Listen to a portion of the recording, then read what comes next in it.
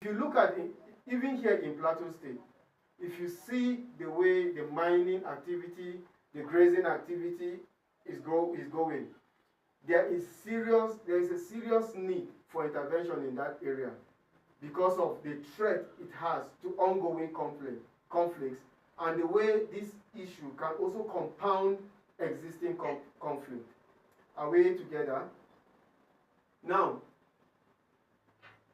we have looked at the IEP, which we say is a non-profit think tank, and we've also seen, we've also said that IEP is based in Australia, and we've seen that IEP has three different things, four key tools that they work with, which is the Global Peace Index, the Positive Peace Index, the Global Terrorism Index, and the Ecological Threat Report. Now, this is about IEP and the way IEP does her work. Are we together? Now, let's look at positive peace,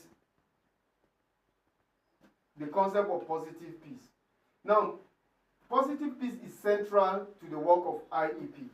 The concept of positive peace is against negative peace. Now, we all know the common definition of peace as the absence of violence or the fear of violence. When you look at that definition, it tends to be on the negative because the focus is on violence and fear. And these are negative attributes. These are negative emotions or negative actions. Now, on the other side, positive peace, on the other side, is the attitudes, institutions, and structures that create and sustain peaceful societies. Now, let me take it again. Positive peace is the attitude, institutions, and structures that create and sustain positive, peaceful societies. If you look at positive peace, the focus is on what we want, what we desire, and not what we are afraid of or what we don't want. See, positive peace is rooted on systems thinking, while negative peace is based on cause and effect. Now, systems thinking is a radical way of transformation and in understanding how society operates. Because like a nation is a system, and while a nation is a system, the nation also has subsystems inside it, like the judiciary, the schools, the military, and other ministries. They are all systems. Now, in those subsystems, they also have their own subsystems, like departments and committees, and regiments and faculties and everything, And inside those ones, they also have their own subsystems. So systems thinking helps you to look at the bigger picture and take into cognizance the effects of every output on the successive input. So in systems thinking, everything affects everything. And that is why positive peace is based on systems thinking. Now, the focus is on desired outcomes, what we want and not what we don't want. Okay. Now, the core of systems thinking is, of positive peace, is the 8 pillars. And positive peace is based on those pillars. They are the yardstick for measuring or assessing the level of positive peace in a given society. The first pillar is well and functioning government. The second pillar is equitable distribution of resources. Now, from that first pillar, functioning government, if a government is not functioning very well, you can be rest assured that it will affect the level of peacefulness in that society. Secondly, equitable distribution of resources and equitable distribution of resources. This one, we don't need to even say anything about it, because if a section of the society is being favored above another section, definitely we know that conflict will compound. And then free flow of information. Do we have press secretaries amongst us? Any of the press secretaries? Can I see an indication, an emotion? Okay, are we all directors? It looks like we only have the directors, the press secretaries are not with us. Oh, that's a pity. We look forward to having them on subsequent edition. Oh, we have one press secretary. Beautiful. That's a nice one. So, as a press secretary, you will understand that free flow of information is very key to building peace and sustaining peace. I believe that is why you agree to join us today. Because without the free flow of information, conflict will definitely compound. And then the fourth pillar is good relations with neighbors.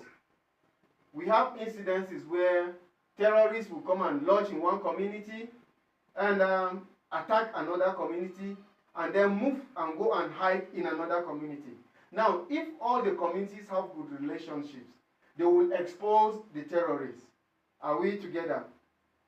So this is one of the key pillars that creates and sustains peace. Then the fifth pillar is high level of human capital. The truth is, the ability of the population to be productive depends on the level of human capital that population has. If the human capital is low, their productivity is low. And with low productivity, you discover that the crime rate increases.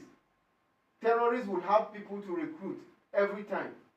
So high level of human capital is very, very key to creating and sustaining peace. Then the sixth one is acceptance of the rights of others. Here we are talking of human rights. If we don't guarantee the rights of people, there definitely will not be peace. Remember the common saying that says, there will be no peace unless there is equal rights and justice. So acceptance of other people's rights is one of the key pillars of creating and sustaining peace. The seventh one is low levels of corruption. Of course, if there is corruption in the land, definitely there is injustice. And injustice opens the door for conflict to thrive. Then the last pillar is sound business environment. Now, with a sound business environment, you will discover that productivity also increases. Needs are met, and governance will function very well. Because if there is a very conducive business environment, you discover that the citizens will be gainfully employed, and government will have its revenue to be able to provide services and amenities to the people. And in that way, they will be able to curb the level of dissatisfaction in the society, thereby creating peace and sustaining peace. So these are the 8 pillars of positive peace. And this is what we are going to be looking at as we go on. We are going to be rating our communities, even our state and the nation at large, against these 8 pillars. With the first one, which is a well-functioning government, the second one is equitable distribution of resources. The third one is free flow of information. The fourth one is good relations with neighbors. The fifth one is high levels of human capital. And then the sixth one, acceptance of rights of others. The seventh one, low levels of corruption. And the eighth one, a sound business environment.